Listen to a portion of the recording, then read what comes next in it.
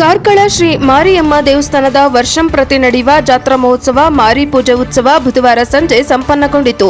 ಸಹಸ್ರಾರು ಸಂಖ್ಯೆಯಲ್ಲಿ ಭಕ್ತಾದಿಗಳು ಶ್ರೀದೇವಿಯ ಪ್ರಸಾದ ಸ್ವೀಕರಿಸಿದರು.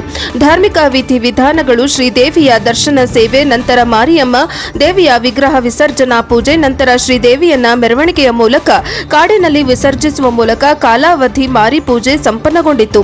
ಮಾಧ್ಯಮದೊಂದಿಗೆ ಮಾತನಾಡಿದ ಕಾರ್ಕಳ ಕಾಂಗ್ರೆಸ್ ಮುಖಂಡ ಮುನಿಯಾಲು ಉದಯ್ ಕುಮಾರ್ ಶೆಟ್ಟಿ ತಮ್ಮ ಅಭಿಪ್ರಾಯವನ್ನ ಹಂಚಿಕೊಂಡರು.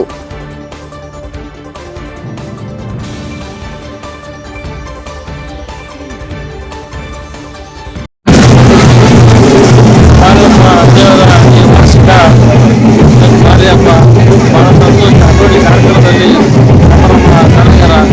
ನಮ್ಮ ಹಳ್ಳಿಯ ಭಾಗದ ಎಲ್ಲ ಭಕ್ತಾದಿಗಳು ಬಹಳ ಸಂತೋಷಪಟ್ಟಿದ್ದಾರೆ. ಅದೇ ಸರಿಯಾಗಿ ವರುಣದೇವರ ಕೃಪೆ ತಗೊಂಡು ಮಳೆ ಸಹ ಬರಲಿಲ್ಲ.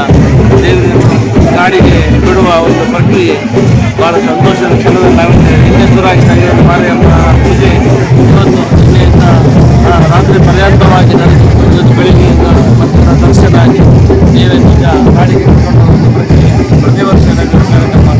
ಯಾವುದೇ ಕಾರ್ಕಳಕ್ಕೆ ಯಾವುದೇ ತೊಂದರೆ ಇದ್ದರೆ ಅದು ಹತ್ರ ಬರಬಾರ್ದು, ದೂರ ಹೋಗಬೇಕು, ಸಮರ್ಥನೆ ಒಳ್ಳೆಯ